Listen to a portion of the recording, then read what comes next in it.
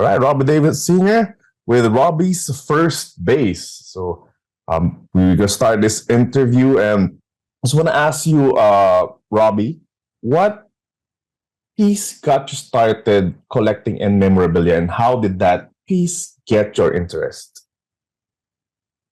Well, I used to be in the car business. Wow. I used to be in the automobile business, and that was 35 years ago. And we had athletes represent us. And the athlete that represented us when I owned All-Star Dodge and All-Star Chevrolet was Eddie Murray and Brooks Robinson. They represented us. When I got out of the car business, I got into the memorabilia business because I knew athletes and I could get them to do things because the relationships I had. So when I opened up Robbie's first base, the first person I called was Eddie Murray, and he helped me open the store. And then Brooks Robinson, because I had a relationship with him, carried it forward. So here I am 35 years later. From doing that, that's what I've done for the last 35 years. Wow, 35 years. That's no ordinary feat. That's a long time that Robbie's first base has been standing. Yeah. And are there any specific items that you love collecting, like a specific player, a specific team, or a specific sport? Well, I like baseballs, and I like baseballs signed by the 500 home run guys. You know, the Willie Mays, Babe Ruth, Hammer and Hank Aaron, those guys. So I go after those. Reggie Jackson. I go after the 500 home run club, and that's probably the most prestigious thing that I have. The guys that hit 500 home runs, and I go after the guys with 500 home runs and 3,000 hits. And there's only three of them. You know, there's only three. I don't count certain people. Willie Mays, you know, and I got to count Hank Aaron and Eddie Murray. And you have the memorabilia of these three players. Is that correct? Oh yeah, absolutely. Wow. Yeah. Well, I've been doing it 35 years. I better have a good collection, right? Definitely. Do you have a specific piece that for others doesn't have any value, but for you have a strong sentimental value? Yes. I have a baseball that's signed by one of my favorite baseball players, and that's Rickey Henderson. And the reason it has value, but it doesn't have Babe Ruth value or Willie Mays value. But to me, if you look at Rickey Henderson's numbers and just go by his numbers stack up against everybody in the game of baseball. I don't care who it is. Rickey Henderson, argumentatively, could be one of the best baseball players ever. And I got a baseball signed by Rickey Henderson, and I met him a couple of times, and he's just absolutely a cool person. So even though it doesn't have a lot of value, to me it does. Wow. That's a really nice one. Is that your favorite piece? That's my favorite piece because of the relationship and meeting Rickey Henderson. I was out, he was playing left field. Forget the name of the team at this time, but it was at our stadium in Baltimore. And he was out, and every inning while they were warming up, he would come out when he came up left field and talk to the fans and kid around with them. Wow. Every inning, even though he was on the opposing team, he was just that kind of a guy. And I guess that just resonated with me, knowing how good this guy was. Yeah. How challenging was it to get the piece and to get the signature? Well, the signature wasn't hard. As I said, I've been in the memorabilia business for a lot of years. You know, Eddie Murray, like I said, not only did he represent us, Eddie and I had a very close relationship. When he went on the road, I would stay at his house. So I have a relationship. And when you know baseball players of that magnitude, they introduce you to a lot. So whether it's Don Mattingly, Mike Messina, Cal Ripken, I've had relationships with all of those guys. So it's pretty easy for me to get a memorabilia, which is what led to our first TV show that we did, The Ball Boys. We did The Ball Boys for ABC 12 years ago, and all those athletes, whether it was Jim Brown, Pete Rose, Jalen Rose, whoever they were, we had a relationship with them prior to the show. We could pick up the phone and give them a call because of a relationship I developed with Eddie and Ripken and those guys before we became, before I had the Ball Boys show. And then fast forward with the Ball Boys, that was on, Ball Boys was on for 2 years, and then Reels picked it up for a year, and that led to King of Collectibles, which we are in now. Robbie and I are in King of Collectibles now. That's how Ken Golden knew about us, because we've been in business for over 30 years. Yeah, wow, that's a story.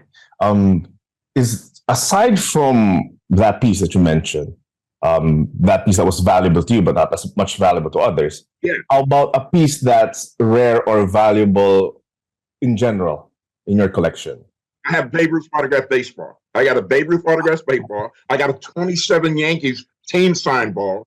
And of course, everybody knows what they're worth. But that's the most valuable thing I have, is a baseball signed by the home run king, until it was broken by Hank Aaron. Babe Ruth with a 714 and Hammer and Hank with 755, and I don't count nobody else.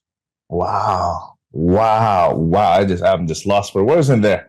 That's quite a collection. That's quite a piece that you have. Oh yeah. Well, I'll pass it on. I'll pass it on to Robbie Jr. I'm sure he's happy to get that. Yeah. Is there one piece, speaking of collection, is there one piece in your collection that just played hard to get? I would like to get, I always talk about Babe Ruth being the best baseball player, but I think the best baseball player plays for the California Angels right now. I think Shohei Ohtani is absolutely the best player. And if you look at his numbers, his pitching numbers and his hitting numbers, no one has ever, since they've been playing baseball, done what this guy has done.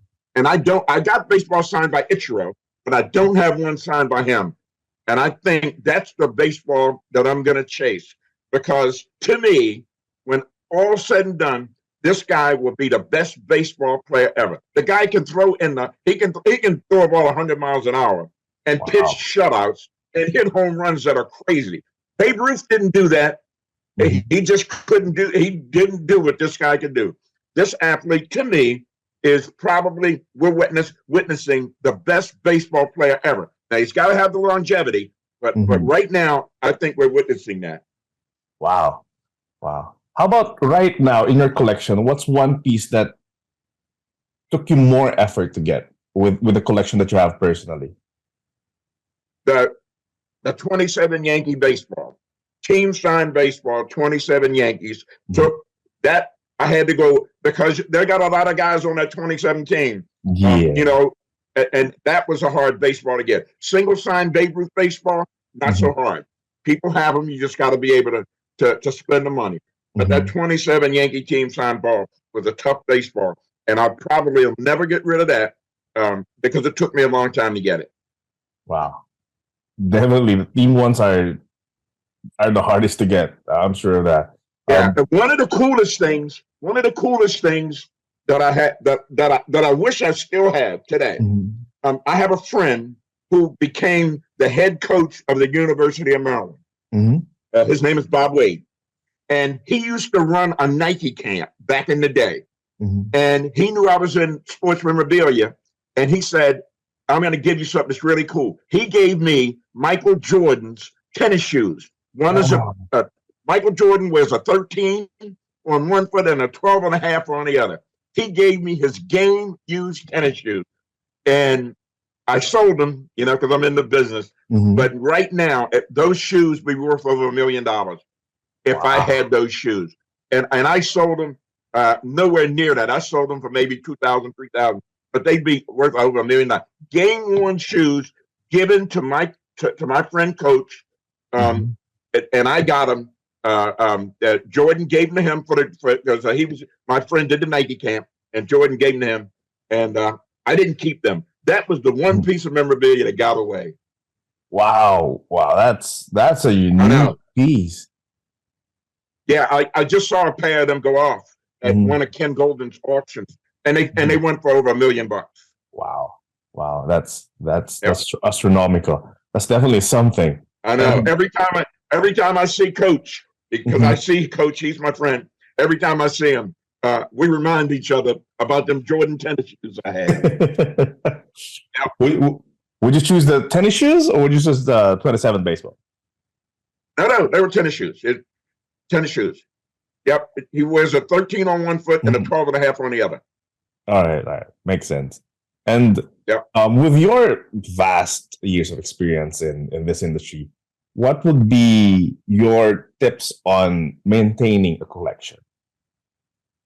Well, the first thing you have to do if you want to have a good collection is get things that you like, not someone else, but things that you like. Yeah. That's the most important thing. And don't try to collect everything because you're not going to be able to do that. Yeah. I've been around the country looking at memorabilia, and there are guys and people that I could tell you about that you just wouldn't believe what they have. I've been to houses where I had to sign a disclosure to before I could go in to not say where the house is or what's in it or what state it's in. It's just and when you get there, they got things that the Hall of Fame don't have. Why? Because they have money. And these people, I'm not talking about one. There are many around this country, around the United States, even in Puerto Rico, even on the show. You see the one where Ken goes to Puerto Rico. That guy, it's phenomenal what people have. Well, in the United States, I've been to places where you have to sign a disclosure. I had to sign it. ABC had to sign it before they would let us in to talk about the memorabilia that this person has. So you can't collect everything. You can't collect all the expensive things because they're out there. There are people that you just got to find your niche, something you like, and go after it. That's a vault in a house. I mean, that's the house is a vault. If that's the case. Absolutely. It's the memorabilia business is phenomenal. I mean, people ask me, what do you do, Robbie? I said, when you meet people, everybody want to know, what do you do? You on a car dealership? I sell baseball cards. They say, no, what do you do to earn a living? I sell baseball cards. Because that's what I do. I sell baseball cards. Oh, you can make a living selling baseball cards? Yeah, you can make a living selling baseball cards. Because that's what I do. Been doing it for 35 years. And I have two sons that work for me. I have one son that's been working for me since he was 10. He has never had another job other than selling baseball cards. And my other son is 30, never another job other than selling baseball cards. And when I'm gone, they still gonna be selling baseball cards. Yeah, that's the legacy that you left with, leaving with them. Yeah. And with your collection, how would you say is the size of your collection right now? How would you describe it? The size of mine? Yeah, there's a personal one. It's vast. It's vast, obviously, because that's the reason that Golden Auctions came to us to travel around the country, because they know the items that we have. If you saw the inside of our store, we don't have a space that doesn't have something, and we have something for everybody. Whether you want to spend $10 or $10,000, we have something for everyone, and people know that. And I am a collector in that if you come up with the money, everything I have is for sale. Even though the things I said aren't for sale, there's a number for everybody in everything. And I don't care what business you're in. There's a number that if you hit that number, whatever it is, it's leaving. And I live by that philosophy. No question. I mean, there are things I don't want to sell, but if you hit that magic number, it's leaving here. That's true. And if there's something you wish, what would be something you wish you knew when you were starting just to collect pieces? Oh, before I got into this, as I said, I was in the car business. And I took for granted all the relationships that I had with the baseball players. I could have had so many things autographed that I didn't even that I sell now that I could have had and just put them away and had them forever. But I was around these guys so much, it didn't dawn on me. Because if you know one or two superstars, they hang around with superstars like themselves. That's And true. the guys I hung around with, I used to go to baseball games. I tell you a story. I went to a baseball game, and I had great seats every game because of the relationship I had. And I'm sitting 2 or 3 rows off the field, watching an Oriole game, and the game is about to come on. Cal Ripken and Eddie Murray sees me in the stands and sees my son, Robbie Jr. Yeah. Cal and Eddie came over and said, Rob, to me, why don't you let Junior, my son, who was 8 or 9, sit in the dugout with us for the game? That's Wow. unheard of now. That's Yeah. unheard of. And Robbie Jr., what does he say? Because he sees him all the time. He said, no, I want to stay in the stand with my dad. And he looks, and right now, Robbie looks back, and all these people in the stands are wondering, why is Eddie Murray and Cal Ripken trying to get Robbie to sit with him, or talk to him? They don't know what's being said. And of course, they thought I was somebody, and I wasn't. I was just a car dealer who had given the Orioles a lot of cars. I mean, I gave them a lot of cars, and that was the reason I had those great seats, because of the promotions that we had with the Orioles. Wow, that's a memory Junior would bring like all his life. Oh, I know. He's gonna talk Yeah, about that I know. every He never single forgets day. He never forgets that. I remind him all the time. He didn't want to go sit with the baseball players. With that said, as a collector, what would you say would be 2 learnings that you want to pass on to beginner collectors? I beg your pardon, what was that? What are 2 learnings that you would like to pass on with your experience to beginner collectors? Well, I would say find the niche that you like, whether it's a player or a team. That's what you got to do, and be reasonable in when you're spending your money.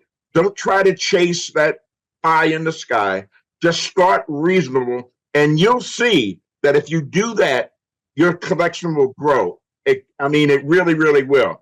You just got to start making yourself happy and not someone else happy. And the one thing you got to remember is don't try to compete with someone else with a collection. Don't ever try to do that, because you can't compete, and don't try. Just make yourself happy. And that's what this is all about. The young person getting into it, find the things that appeal to them, and you got to like them. Find your team and stick with it. Wow, those are wise words, definitely. Yep. I should emulate that one. I should tell that to myself. There you go. There you go. Robbie, if you didn't start collecting, what would you think would you be doing instead? If I didn't Yes. have this, Yes. I'd be in the car business. I own car dealerships. I own 8 or 9 new car dealerships and a couple of used car dealerships, and that's what I would be doing, because that's my passion. That's what I did. I mean, I own car dealers, and that's what I would do. I would go and I'd probably be a general manager for somebody, because I'm old now. I'm 35 twice and some, so that makes me pretty old. That's over 70. So maybe I wouldn't own dealership. Maybe I'd just work for them, but I would be in the car business. Wow. Wow, that's wow. Yes, it's time for me to retire. Yeah. Are you? I don't think you are. I think you love what you're doing. No, actually, no. We're shooting for season 2 and season 3 of King of Collectibles, and I gotta believe that and very shortly that they're going to renew the show to do more shows. Wow. Oh, that's good. That's good news. I'm hoping. We look forward to that then. Yes, sir. Right now, I got to get to work. Sorry? I got to get back to work. Oh, are you going to work now? We did mention. Yes, I'm at the store. Yeah. I'm at the store, and we got to open up in a few minutes. All right. Would you be okay to continue this some other time, because we're just going? Absolutely. All you got to do is email me, and I'll be glad to do it anytime. Awesome. Can we just finish with one question, and then we'll deal with the business questions on the next meeting? Absolutely. All right. So to finish today's question, when you being an avid collector for so long, being with that experience, vast experience that you have, when you look at your collection today, what do you feel? Well, the first thing I do when I look at a collection, and initially, when I'm going to people's houses to look at collection, they want to impress me with what they have. Mhm. And even though I've seen something better than theirs, I never let them know that. To me, their collection is the best I've ever seen. And I never leave a house with a person not thinking that, even though it's not true, because I've seen a lot of collections. When I leave their house, they're saying to themselves, man, I really impressed Robbie, because to them, it's awesome. And to me, it is awesome too. And that's the impression I leave with everybody's collection. Everybody, I don't care what it is. I'm there. When I leave there, they think that their collection rocks the world because I leave that impression. And that's important for me. How about you? When you look at yours, what do you feel? When I see mine, Yeah, when you I see said, yours. when I look at, oh yeah, I know what mine's is, and mine's is awesome, and I know it. And I always say that I hope I have it forever, but I know that my sons, and I got two of my boys, when someone comes in and sees part of our collection and want it to be part of theirs, I know that they want the joy that I have to be extended to that person, and they're going to, and I like the joy of seeing a remuneration, the dollars come in. So I know that no matter what I have, if the person offers the right number, my sons are going to let it go. So what came first? Was it the collection first or the business? The first thing was the collection, because we couldn't start the business without the collection. And I bought a collection from someone, and I didn't know a lot about cards, and I just bought it sight unseen as to going into the thousands of cards that they had. But I believed the person when he told me what he had. So the money I offered him, because they were not in his store now, he had closed the store, they were in his basement. And I decided that whatever I offered him, he took, then I had to take the cards with me. Yeah. I couldn't go get the money, and because I didn't know him, he didn't know me. So we made that deal. So I came with cash, and I called someone that I knew with a truck, and that's how we started. Oh, wow. So did you essentially buy a business, or did you just buy a collection? No, from a I person? bought a guy who collected cards, who had a business, went out of business. And now he had a basement full of cards. Okay. And I knew I wanted to go into the card business. And what better way to start than buying somebody's cards who was already in business, I thought. And at first, I was disappointed because I didn't go through the cards. You know, I just bought everything he had, the common cards, the stars, and everything. Yeah. But I learned a lesson from that, because in those cards later, there were good cards. There were good, and it was worth the money. And 35 years later, here we are. Awesome. Awesome. Well, you bought the inventory of someone else, and that's how you started. Exactly. Awesome. And how about Robbie's first base? What's the story behind Robbie's first base? How did it start? What did the name when I was in the car business, my best friend was Eddie Murray. He was a spokesman for our car dealership, and he played first base for the Orioles.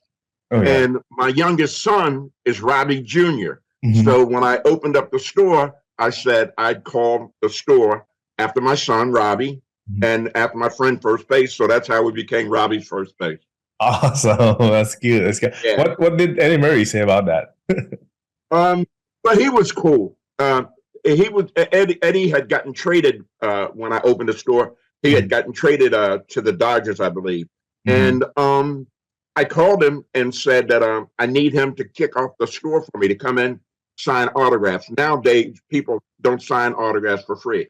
But him and I are friends, and he came on his dime. I didn't have to pay him. Came to California, and the line was out the door at the store. Wow. And that kicked it off, him signing autographs for 4 hours. No money changed hands. Wow. Not from me to him or the people to me. Wow. Things change so fast. Yeah. Yeah. And what made you decide to have this business among other businesses that you might venture into? When I used to be in the car business, and my partner in the car business sold baseball cards. He had a baseball card collection.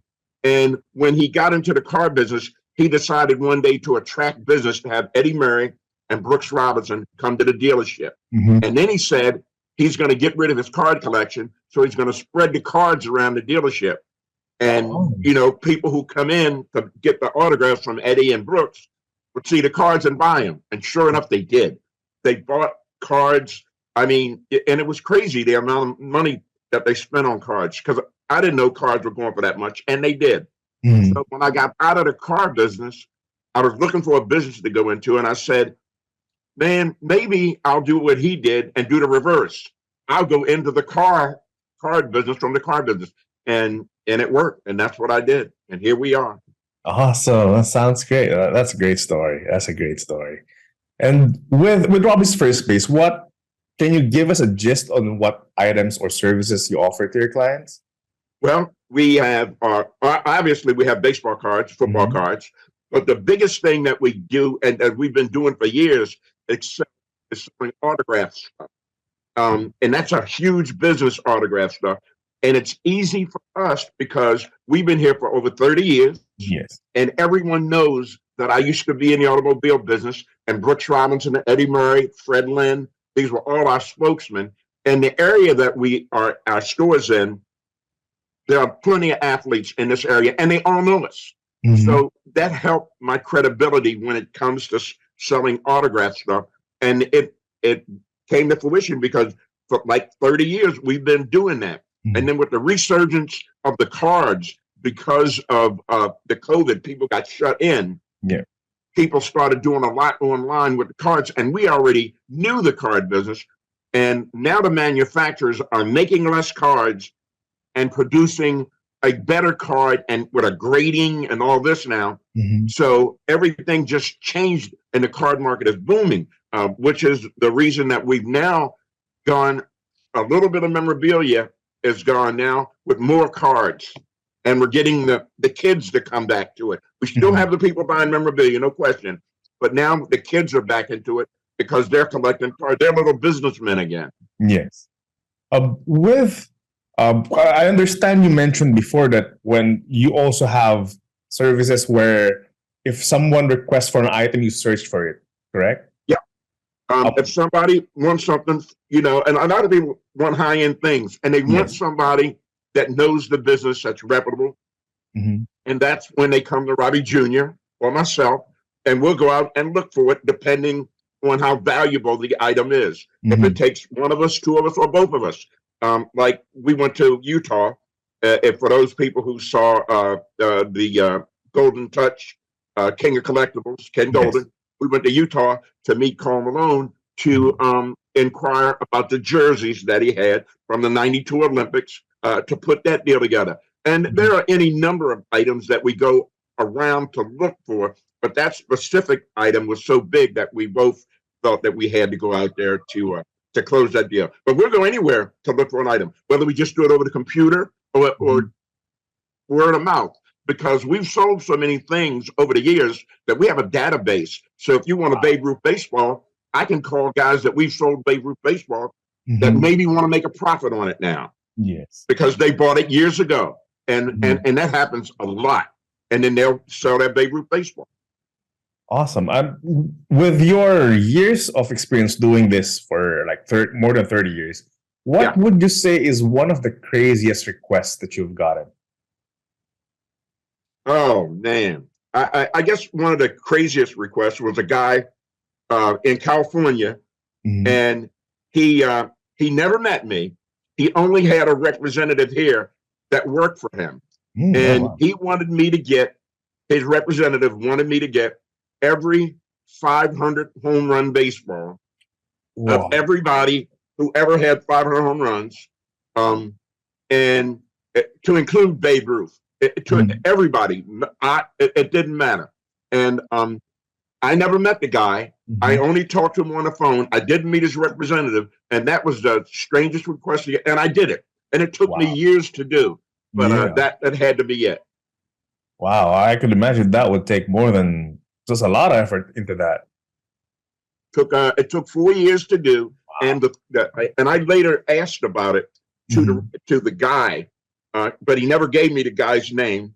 But one of the things that the guy did with his memorabilia. He had a house in addition to the house he lived in, and the house out in California. He would put all the memorabilia in it, the baseball cards, the balls in it, and it became so big and so vast that the mayor in that town, when they had things that they wanted to impress people, like take them to a museum, they would take them to that house to look at his collection, and it's still out there. Wow, it became a tourist spot all of a sudden. Exactly. Wow. So if somebody wanted to investigate, they could probably find out who he is. We never did. We just sold the memorabilia to him and enhanced his collection. That's indeed something. And how about the rarest item you have carried? What would you say is the rarest item you have carried? The rarest item would have been a friend of mine was the coach of the University of Maryland, and his son and him did a camp. He did a camp for Nike back when Jordan was with Nike, and Jordan thought so much of the coach's son that he gave him his shoes from the game, gave him his game-worn shoes, and of course, down the road, they sold those shoes to me, and the rest is history. Oh, it's the same shoes you mentioned before. yeah, that had to be the rarest item. Yeah, and then one more, my friends. When the Bulls had that fantastic season, 72-10 or something like that, I can't remember the numbers now. We got one of the flags that hung out on the arena at the arena where the Bulls played. We had one of those banners. It had a hole in it so that when the flag was on the pole, the wind could go through it so it wouldn't come off. But we had that, and of course we had it right up until the time we sold it. What year is that? What year was that banner? I'm not sure of the year. It was in the 80s, I believe. Wow. 97. My son is in the background. He knows all the answers. 97. Robbie Jr. put 90. I can't put it on me. Robbie said it 97. Wow. That's definitely something. Yeah, you don't get those right now anymore. Yeah. Wow. And with you dealing with all these players and having interaction with all these players, everyone's just a phone call away. Which player would you say that you work with was memorable and why? Which player? Yeah, which player? It's got to be Eddie. I mean, it's got to be Eddie. Back in the day when you couldn't go, you can't go on a baseball field right now, as a fan. You can't do it. I don't care who you are. But back in the day, I used to go to the Oriole games, and we, like I said, I was in the car business. I gave cars to the ball players. And back in the day, Robbie Jr. and I were at the Oriole game in Baltimore, sitting in our seats, 4 or 5 rows off the field. And Eddie Murray, as I say, was my friend, and Cal Ripken him and Eddie were standing by the dugout, and they saw Robbie and I sitting in the seats. And before the game started, Cal and Eddie came over to Robbie in the stand and said, "Why don't you come on down and sit in the dugout for the game with us?" And all these people are looking at, who is this guy? And Robbie said, "No, I'm going to stay with my dad. I'm going to sit." And Robbie still regrets that to this day, by the way, that he didn't go down there. He could have sat. He could have, and they don't do that now. I mean, that's unheard of. But that had to be the most memorable thing for me. Wow. Yeah. That's definitely something. Don't. And then the other thing, my friend, I told you, the coach, University of Maryland, his name is Bob Wade, got the job. And his agent, Ron Shapiro, invited us to dinner at a restaurant called Duke's Eberts. It's one of the top restaurants in D.C. And there was 100 people invited, and there were 4 to a table. And at the table that my wife and I were on was George Bush, who later became president, and his wife. Wow. So for 3 hours, we had dinner, conversation with who would become the president of the United States. The son, not the father, the president of the United States. And we developed a friendship at that time, to the point where I invited him to a party. That I had parties at my house a lot. I invited him to a party, and he said, "Oh man, we'd love to come." And about 3 weeks out from the party, his father, who was then vice president, decided he was going to run for president. And so the kid, George Bush, who became president, said he had to go help his dad so he'd make the party next year. Next year never came, but those 3 or 4 hours with someone who became the president of the United States was kind of cool. Wow, yeah, that's definitely iconic. Wow. Yeah. That's a first. Wow. Wow.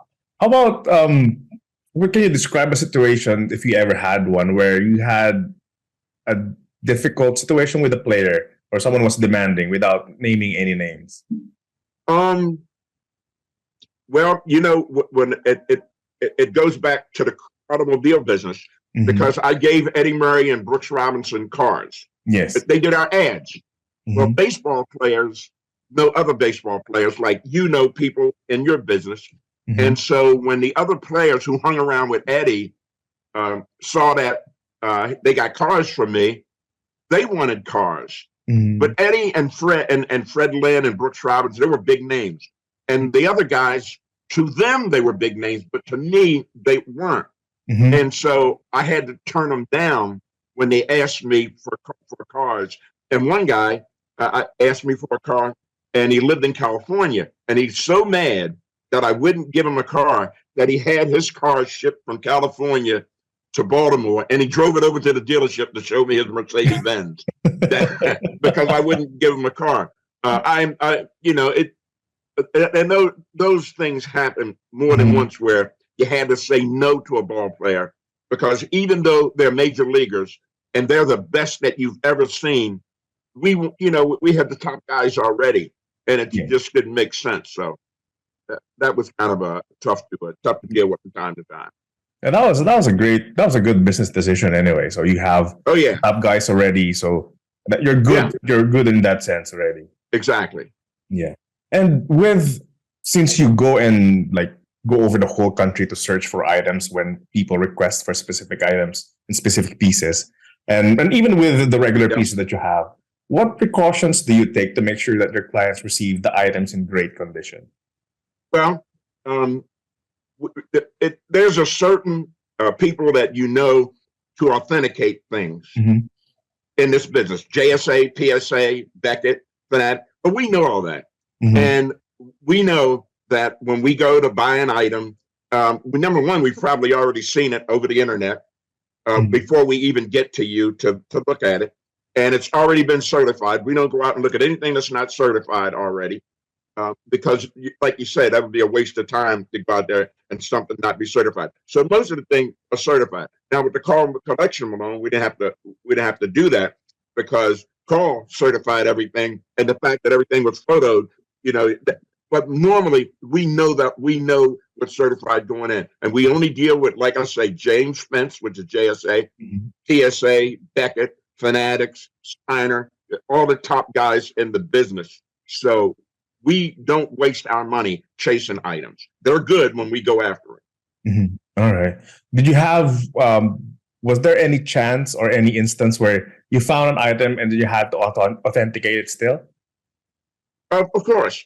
Lots of times people come to us and they want us to buy things, and we tell them, absolutely, we'll buy it, but let's get it authenticated. 90% of the time, the stuff comes to us at the store anyway. And we'll send it out to be authenticated. Comes back good, then we're a player. Comes back bad, then, obviously we're not. But 90% of the time, everybody comes to us. We don't go anywhere because we've been in business for such a long time. The phone is always ringing, and people will send it to us, or they'll come in with the stuff. And once we get authenticated, then we put the deal together. Awesome. Speaking of authentication and finding items, what would you say are the top 3 challenges that you have faced in your 30 years in business? Well, you want something that appeals to a lot of people. A lot of times people have items that they've gotten in person and they're personalized. They have the signature personalized to them. Oh, okay. And 90% of the time that hurts you, unless it's someone like Babe Ruth, Ty Cobb, those names, then it doesn't hurt as bad. But when you have personalization, people buy it, but it limits your market as to who will buy it. And you want to stay away from that. We run into that. And I guess the biggest thing is is that people overvalue what their item is worth. They go on the internet and see what their items sells for, and they think that they can come in and we will sell the item, that we can pay them for that. And that's not the case. We have a percentage that we want to make on every item. I like to stay about 50%. And you say, well, why 50%? Because when I get your item, I got to keep it in inventory. You get your money and you can go spend it right away. Your item becomes part of my inventory. So it could take me 90 days, 120 days, 6 months, and you're out of the picture. So I have to look and protect myself from that. So I have to be comfortable with the money that I offer you. So that's, I guess, the biggest obstacle that we have to come to negotiate with someone, to show them the item is absolutely valuable and it's worth what the computer says it's worth, but just not to us. Awesome. Okay. And with that, and with talking about the challenges on the business side, Robbie, the businessman, what would you say are your top philosophies in business? Well, it's easy for me. And the reason that we've been in business for all these years is because I treat people the way I want to be treated. And I sell myself before I sell the item. Once you believe in me, then it doesn't matter what the item is, if you in fact want the item. But you got to trust the person you're doing business with. And people, with my son, with us, the reputation that we built over the years, which is why Golden Auctions, Ken Golden hired us. And like I said, we were the ball boys back in the day. So we sell ourselves first, and then nothing else matters. We can do anything. And I don't care what kind of business that I chose to be in, whether it was this business or another business. I'm a salesman first, and I sell me, and you believe in me. And I never have to back up on my word. If I say I'm going to do something, I'm doing it. Wow. Great philosophies right there. That's why it's been standing for more than 30 years. Yeah, that's right. 35 years we've been doing this. 35 years. Wow. 35 years to be exact. And with the 35 years you're doing this, you've adapted, you've evolved since the industry also evolves. What would you say is what makes you unique and what makes you stand out among others? You said it right there. We're adapted. In 35 years, things have changed tremendously. And because of my sons, and I got two of them that work here, we've changed with them. When this happened, that happened, the COVID happened, whatever happened, we were lucky enough to change, and we weathered all the storms. I don't know what could happen now to weather another storm, but we've been able to adapt to the economy, to what's going on, to be able to say that we've been in the same business, same place so long that the kids that came in at 8 years old are now bringing their 8-year-old kids into the store to buy, and their parents say, "I used to buy cars from this guy," and they'll come in and sometimes they can't see me, and my sons are there, and they said, "How's your dad?" And my son will say, "He's right there. You can ask him how he did, because I'm right this." Wow, it's not easy to evolve and just to keep up with the times. Exactly. Yeah. And sorry, you were saying? No. You're exactly right. It's I'm fortunate to do that. And I guess a lot of us got to do with the fact that I didn't retire when I was 60 or 65. I kept coming to work, kept being around my kids, thinking that what I know is more than them, when in fact it's not. But I still tell them that all the time, even though I know it's not. I know they know way more than me, but I'm not going to tell them that. But he's in the background. He's hearing you now. Yeah, it's all right. He already knows. He knows that. He knows. Hang on that. Yeah. With this business being very competitive, what still drives you? What makes you bring your A game every day? What was that? I said with this business is becoming very competitive. What would you say is what drives you? What makes you bring your A game every day when you're in the business? Well, what drives us is that there are any number of businesses like this all across the country. But if you Google sports memorabilia, it's going to come up Robbie's First Base. I don't care what search you put, it's going to be Robbie's First Base. You put in anything about collectibles, our name's going to pop up. because we've been doing it for so long.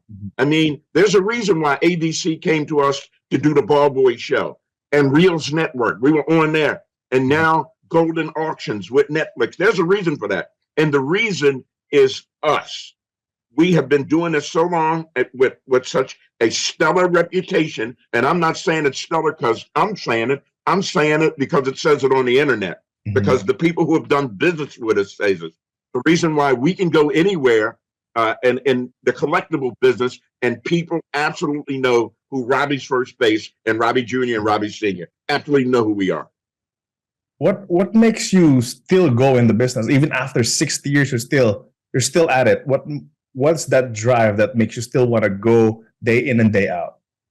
Because I made a commitment to myself that the day I stop working, I won't be here on this earth. I like to work. I like being with my kids. I get to wake up every day and see my kids from the day they were born to right now, every day. Any parent would love that, believe me, to be able to know where their kids are. Not only I know my kids, I get to see mine and I get to work with them. Yeah. And I can leave anytime I want during the day, but I don't do that because I want to be a part of what's going on. Things have changed and I need to change. And in order for me to do that, I have to be in the store. I have to be around them. And it's not work to me. It's just being a part of the family. Wow. Would you say that's your defining moment as a businessman to see your children be with you? Absolutely. That's my philosophy that I live by and have lived by and will continue to live by. And I'll do this right until the end. You'll be able to call me and say, well, what time are you getting into work, Robbie? I'll be here at 7 o'clock and I'll work a couple of hours, maybe till 3 or 4 o'clock. And then I'll go, all right, but I'm always going to be at work. I always come in, always. Awesome. Wow. And to wrap up our interview for today, if someone would start a collection, what would you say, or what would be your opinion, the first step that they should do to start their collection? If somebody's going to start a collection, the first thing they should do is try not to go and buy everything that you see because you see someone else with it. You got to set a budget. You got to understand what you're doing. And that just takes getting to know somebody in the memorabilia business, and that's not hard to do. And they can talk to you and walk you through it. People come in all the time and ask my son, what should their kids be collecting? And invariably, he tells them, you stay within budget, look for something that you can afford, and down the road, it can come to fruition that it might be good. And then maybe it's not, but you haven't invested a lot of money. You haven't invested a lot of time in it, but you got to just stay within your budget to buy things because no one is going to go out and buy a Babe Ruth baseball or a Babe Ruth card or a Ty Cobb card.